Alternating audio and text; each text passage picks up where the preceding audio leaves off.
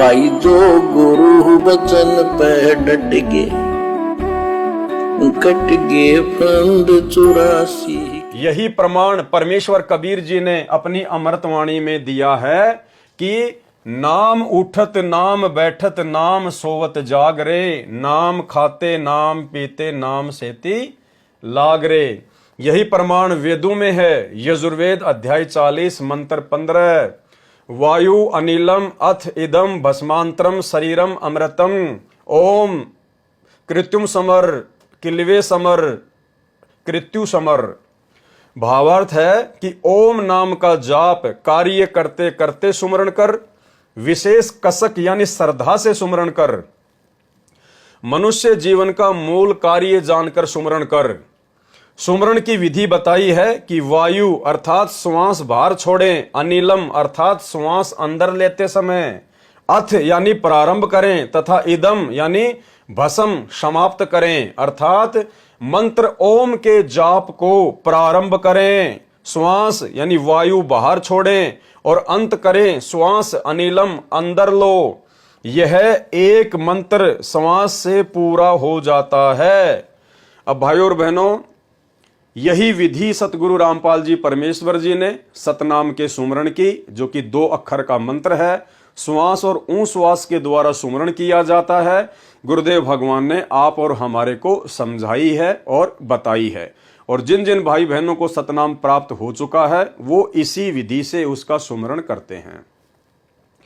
अब बहुत सारे भगत भाई बहन ऐसे होते हैं जिनको सतनाम मिल गया, लेकिन बाद में वो भूल जाते हैं कि गुरुजी ने कैसे बताया था। और वर्तमान में सतलोक आश्रम मैनेजमेंट हरियाणा के द्वारा जो ऑनलाइन मोबाइल से, सीडी से, डीवीडी से जो सतनाम की दीक्षा दिलाई जाती है, तो बहुत सारे भगत भाई बहन उसको अच्छे से सुन नहीं पाते हैं। और हमारे पास भी बहुत सारे फ़ोन आते हैं कि भगत जी मुझे प्रथम मंत्र के विषय में बताइए, मैं भूल गया, मैंने ऑनलाइन लिया था, मेरे समझ में नहीं आया। उसके बाद वो लोग ढंग से बताते नहीं हैं। या वैसे भी बहुत सारे जो भाई बहन हैं, जो बुजुर्ग हैं या जो अनपढ़ हैं, वो भूल जाते हैं कि हमने सतनाम का सुमरण कैसे करना है या प्रथम नाम का सुमरण हमने कैसे करना है। तो भाई और बहनों, वैसे तो ये विधि केवल सतगुरु रामपाल जी परमेश्वर जी ही आपको दोबारा से बता सकते हैं, या परमेश्वर ने अपने ही सत्संगों में इस सुमरण को कैसे करना है यदि आप भूल जाएं तो इसकी एक विधि बताई है। और क्या कहा गुरुदेव भगवान ने कि यदि आपको प्रथम नाम में भूल पड़ गई है, तो यदि आपके आसपास कोई ऐसा भगत है जिसने प्रथम नाम लिया हुआ है, तो आप उससे प्रार्थना कीजिएगा।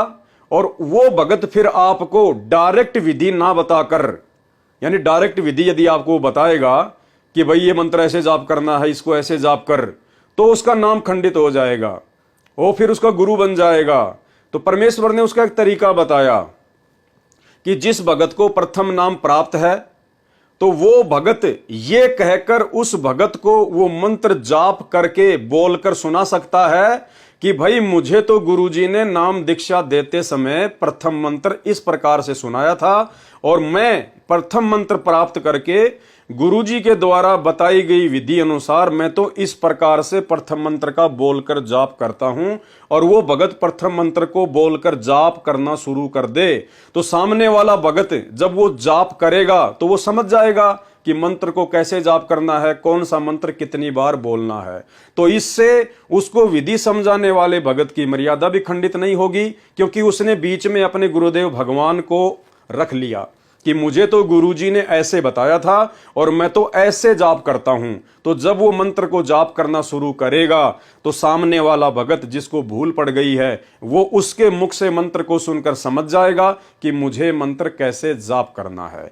तो ये विधि सतगुरु रामपाल जी परमेश्वर जी ने आप और हम सबको बताई है, ये उनका आदेश भी है। यदि किसी भगत भाई बहन को भूल पड़ जाए और यदि आपसे कोई फोन पर या कैसे भी यदि आपसे वो विधि जानना चाहता है, तो फोन की तो दास आपको राय नहीं देगा, क्योंकि मोबाइल पर आजकल रिकॉर्डिंग हो जाती है, वो फिर वायरल हो जाती है। तो उससे उचित तरीका ये है कि आमने सामने होकर और आप जी पहले ये कन्फर्म कर लें कि सामने वाला भगत जो मुझे कह रहा है कि मुझे प्रथम नाम में भूल पड़ गई है या सतनाम में भूल पड़ गई है, तो पहले आप जी कन्फर्म कर लें कि उसको प्रथम नाम मिला है या नहीं, उसको सतनाम मिला है या नहीं, उसका नाम दीक्षा का फॉर्म आदि चेक कर लें। उसके बाद ही आपने अपने गुरुदेव भगवान के आदेश अनुसार गुरुदेव भगवान को बीच में रखकर उसको विधि बतानी है, समझानी है। तो छोटा सा ये सत्संग है सतगुरु रामपाल जी परमेश्वर जी का, ताकि आप किसी भी भगत भाई बहन को शंका ना हो कि भाई कहीं हम इस पवन दास के कहने पर किसी भगत को इस प्रकार से बता दें तो हमारी मर्यादा खंडित ना हो जाए। तो ये सतगुरु रामपाल जी परमेश्वर जी का स्वयं का आदेश है। आप जी एक बार उनके मुख कमल से सुन लीजिए कि कैसे आप किसी भगत को मंत्र जाप की विधि के विषय में बता सकते हैं। बोलो सतगुरुदेव की जय हो। कोई भी भक्ति मार्ग का आपको गाइडलाइन दास देगा, अन्य कोई नहीं दे सकता। आप जी ये भी नहीं कह सकते, किसी कोई पूछता आपसे कि सुवर्ण कैसे करूं मैं, दूसरे मंत्र का, सतनाम का, सारनाम का तो आपने जिक्र करना ही नहीं है किसी के सामने। आप नहीं बता सकते उसको कि ये मंत्र बाहर छोड़िए अंदर ले, नहीं तो आप उसके गुरु हो जाओगे, आपका नाम खंड हो जाएगा। आप उसको ऐसे बता सकते हो कि गुरुजी ने मुझे ऐसे बताया, मैं तो ऐसे सेवन करता हूं। वो भी सतनाम जिसने ले रखा हो, जिसने ले नहीं रखा उसको नहीं बता सकते। जिसने ले रखा है वो कहता मेरे भूल लगी है। और वैसे तो हम यहाँ शुद्ध करा देते हैं, यहाँ भी आप पूछ सकते हो। वैसे भी जिसने उपदेश ले रखा है, दूसरे ने भी ले रखा, सतनाम दोनों ने ले रखा है, उसको ये नहीं कह सकते आपके ये पहला मंत्र ऐसे छोड़ दूसरा ऐसे ले, आपका नाम खंड हो जाएगा, क्योंकि आप उसके गुरु बन गए। आप उसको इतना कह सकते हो कि गुरुजी ने हमें ऐसे बताया है, ये मंत्र ऐसे छोड़ना है, ये ऐसे लेना है। वो समझ जाएगा दूसरा कि ऐसा मंत्र। बोलो सतगुरुदेव की जय हो। तो पुण्यात्माओं, इस भक्ति मार्ग का ये दास डॉक्टर है और कोई नहीं पृथ्वी पे, बाकी सब मरीज हैं। और मरीज के कहने से मरीज दवाई लेने लग गया, दोनों मरेंगे, क्योंकि वो तीनों मरेगा, उसने दवाई गलत खा ली, उसको ऑपरेशन होगा, क्योंकि परमात्मा उससे नाराज होगा। ये भक्ति का जो ट्रीटमेंट है ना, टेबलेट दास बताओ वैसे ही लेनी है आपने, अर्थात जैसे भक्ति दास के ऐसे करो। कबीर कलयुग आए कह किए बहुत जो मीत, जिन पांजा एक से ते सुख सोव न चीत। कबीर गुरु मर्याद न भक्तिपन, नहीं पिया का अधिकार, कह कबीर व्यभिचारणी का कहीं नहीं सत्कार। अब जैसे अभी आपको पता है कि वो दो निकम्मी आत्मा, एक ने कहा इसमें भगवान आता है। 10-20 भगत खराब हो गए थे, उनका पता लगा, उनको डांटा धमकाया निकम्मियों को कि तुम बर्बाद हो जाओगे, इसी ये दुष्ट करा कितने धक्के खानते आंडे। यहाँ पहले भी कबीर साहब की वाणी यही थी, गीता जी भी यही थी, वेद भी यही थे, किसी ने कह का भी नहीं पता था। इस दास से थोड़ा बहुत ज्ञान सुनकर पंसारी बनना चाहते हैं। हमने तो बड़े बड़े ढाणे हैं, ये दो कुतरू फेर पैदा होते हैं। कहते हैं संगत माए कुसंगत उपजा, जैसे बन में बांस, पागिस किस आग लगा दे करे बनखंड का भी नाश। ऐसे दुष्ट टाइप के इंसान होते हैं जो संगत में से कुसंगत उपजती है, जैसे वन के अंदर बांस उग जाता है। तो ऐसे कीड़ों से भी हमने सावधान रहना चाहिए। कोई भी भक्ति मार्ग का आपको गाइडलाइन दास देगा, अन्य कोई नहीं दे सकता। आप जी ये भी नहीं कह सकते, किसी कोई पूछता आपसे कि सुवर्ण कैसे करूं मैं, दूसरे मंत्र का, सतनाम का, सारनाम का तो आपने जिक्र करना ही नहीं है किसी के सामने। ठीक इसी प्रकार भाई और बहनों, यदि सतनाम मंत्र के विषय में किसी को भूल पड़ जाए तो अभी अभी आपने गुरुदेव के मुख कमल से इसी सत्संग में सुना कि प्रथम नाम और सतनाम तक हम बता सकते हैं। सतनाम के विषय में भी आप जी ठीक इसी प्रकार से अपने गुरुदेव भगवान को बीच में रखकर कि भाई जब मैंने अपने गुरुदेव भगवान से नाम दीक्षा ली थी सतनाम की, तो गुरुजी ने मुझे सतनाम मंत्र को जाप करने की ये विधि बताई थी और मैं तो इस विधि से मंत्र जाप करता हूं और मैं तो ये मंत्र बाहर छोड़ता हूं और ये मंत्र मैं अंदर लेता हूं। मैं शुरू कौन से मंत्र से करता हूं और खत्म कौन से मंत्र से करता हूं।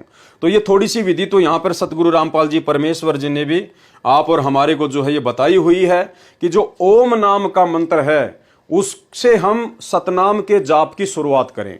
जब भी हम सतनाम मंत्र को जप करना शुरू करें तो शुरुआत केवल ओम मंत्र से करेंगे, श्वास को बाहर छोड़ते समय। और दूसरा जो मंत्र हमें गुरुदेव भगवान ने दिया है जो अक्षर पुरुष का है, उस मंत्र को हमने श्वास के साथ अंदर लेना है। और जब भी हम सतनाम के जाप का सुमरण करना छोड़ें, जैसे बीच में कोई काम याद आ गया या मोबाइल पे कोई फोन आ गया, यदि हमें सतनाम के जाप को बंद करना पड़ रहा है, तो शुरुआत तो परमात्मा ने बताया कि हमने ओम नाम के मंत्र के साथ करना है, और उसकी समाप्ति हमने जो अक्षर पुरुष का मंत्र है, जो दूसरा मंत्र है जो हम श्वास के साथ में अंदर लेते समय सुमरण करते हैं, उस दूसरे मंत्र के साथ में श्वास अंदर लेते समय हमने सतनाम के जाप को समाप्त करना है। ये विधि परमेश्वर जी ने सतनाम